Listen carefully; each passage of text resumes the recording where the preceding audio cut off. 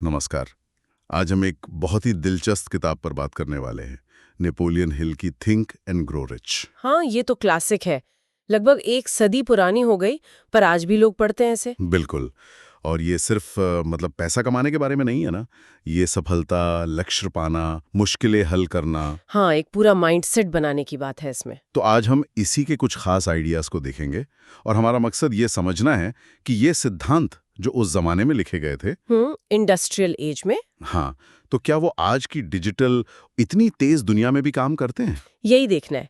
किताब का जो मूल विचार है, वो तो यही है कि आपकी सोच आपकी असलियत बनाती है। सही। तो चलिए शुरू करते हैं।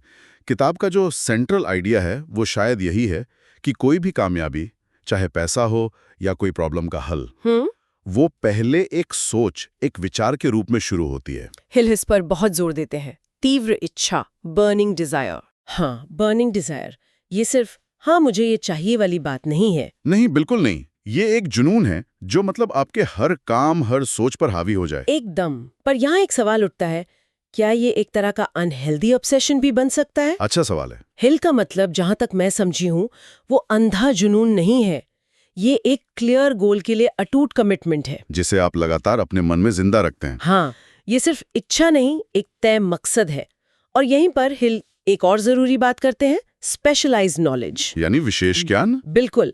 वो कहते हैं कि जनरल नॉलेज तो ठीक है अपनी जगह, लेकिन अगर बड़ी सफलता चाहिए या कोई मुश्किल प्रॉब्लम सॉल्व करनी है, तो आपको अपनी फील्ड का गहरा स्पेशल ज्ञान चाहिए। ये बात तो आज भी 100% लागू होती है, शायद आज तो और भी ज्यादा। हाँ, क्योंकि जानकारी तो बहुत है, पर काम की जानकारी ढूंढना और उसे इस्तेमाल करना, वही असल चैलेंज है। अच्छा, हिल इसे विश्वास मतलब फेथ से कैसे जोड़ते हैं? देखिए, विश्वास यहाँ एक बहुत अहम कड़ी है। ये कोई धार्मिक विश्वास की बात नहीं कर रहे वो। नहीं, ये अपनी एक काबिलियत पर यकीन है। हाँ, और अपनी योजना पर। और इसे वो कहते हैं कि ऑटो सजेशन, यानी आत्म सुझाव से डेवलप किया जा सकता है। मतलब लगातार खुद को पॉजिटिव बातें कहना, सफलता के बारे में सोचना। बिल्कुल, जब तक कि वो आपकी सबकॉन्शियस माइंड का हिस्सा ना बन जाए। एक तरह से अपने दिमाग को सक्सेस के लिए प्रोग्राम करना। अच्छा। और यही विश्वास फिर विचारों को एक्शन में बदलने की एनर्जी देता है, यानी ऑर्गेनाइज्ड प्लानिंग, एक ठोस प्लान बनाना। और फिर उस पर टिके रहना, क्योंकि सिर्फ सोचने से तो कुछ नहीं होगा। हाँ, एक्शन तो लेना ही पड़ेगा।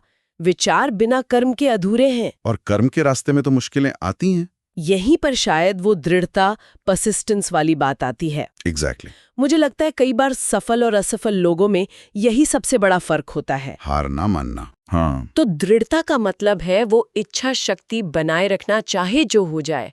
हार को बस एक टेम्पररी चीज मानना। और लक्ष्य पर नजर रखना। हाँ, और इस सफर में अकेले चलने की जरूरत नहीं है। हिर एक और बहुत इंटरेस्टिंग कॉन्सेप्ट देते हैं, मास्टरमाइंड ग्रुप। हाँ, ये मास्टरमाइंड वाला आइडिया ये हमेशा मुझे बड़ा पावरफुल लगता है। ये सिर्फ नेटवर्किंग तो नहीं है? नहीं, उससे कहीं ज्यादा गहरा है। मास्टरमाइंड मतलब दो या दो से ज्यादा लोग जो एक तय लक्ष्य के लिए अपने ज्ञान और कोशिशों को मिलाते हैं, एक हार्मनी के साथ, एक तालमेल के साथ। हाँ, हिल का मानना था कि जब ऐसे दिमाग मिलते हैं तो एक तीसरी अदृश्य शक्ति या ऊर्जा पैदा होती है। अच्छा। जो ग्रुप के हर मेंबर को अकेले से ज्यादा काबिल बनाती है। ये विचारों का मिलना, टकराना और फिर तालमेल बिठाना है, एक तरह की कलेक्टिव इंटेलिजेंस। ये सब कुछ दिमाग और सोच की ताकत पर ही टिका है। हिल तो सफलता को पैसे से ज्यादा मन की स्थिति मानते थे। हाँ, यही तो उनका कोर फलसफा है कि आपकी बाहरी दुनिया आपके अंदर के विचारों का ही आईना है। इसीलिए वो उन 6 बुनियादी डर को पहचानना और उन पर काबू पाना इतना जरूरी मानते हैं। हाँ, वो 6 बेसिक फियर्स, गरीबी का डर, आलोचना का डर, बीमारी का डर, प्यार खोने का डर, बुढ़ापे का डर और मौत का डर। बिल्कुल। हिल कहते हैं कि ये डर हमारे अंदर जड़ पकड़ लेते हैं और हमें आगे बढ़ने से रोकते हैं। और इन पर काबू पाना सिर्फ अमीर बनने के लिए नहीं, किसी भी प्रॉब्लम को क्रिएटिव तरीके से सॉल्व करने के लिए भी जरूरी है। डर हटेगा तभी तो आपकी असली क्षमता बाहर आएगी। और ये सारी बातें हिल ने सिर्फ अपने मन से नहीं लिखी। उन्होंने कार्नेगी, फोर्ड, एडिसन जैसे 500 से ज्यादा सफल लोगों की जिंदगी को सालों तक स्टडी किया था। तो इन सब सिद्धांतों का निचोड़ क्या है, खासकर आज के टाइम में? निचोड़ मुझे लगता है बहुत सीधा है।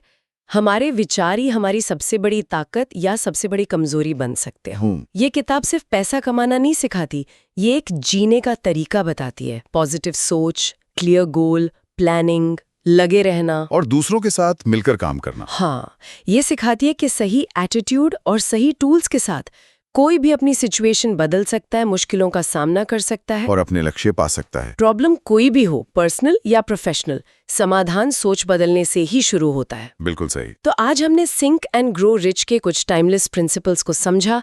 अब यहाँ एक सवाल छोड़ जाते हैं सोचने के लिए। हाँ। हिल ने ये सिद्धांत एक अलग दुनिया में लिखे थे। आइडियाज तो आज भी वैलिड है, इसमें कोई शक नहीं, लेकिन आज की दुनिया जो इतनी कनेक्टेड है, इतनी तेज है, जहां ध्यान भटकना कितना आसान है। हाँ, तो इस दुनिया में इन सिद्धांतों को लागू करने का तरीका कैसे बदल गया है, या शायद आज इनकी जरूरत पहले से भी ज्यादा है। ये सोचने वाली बात है।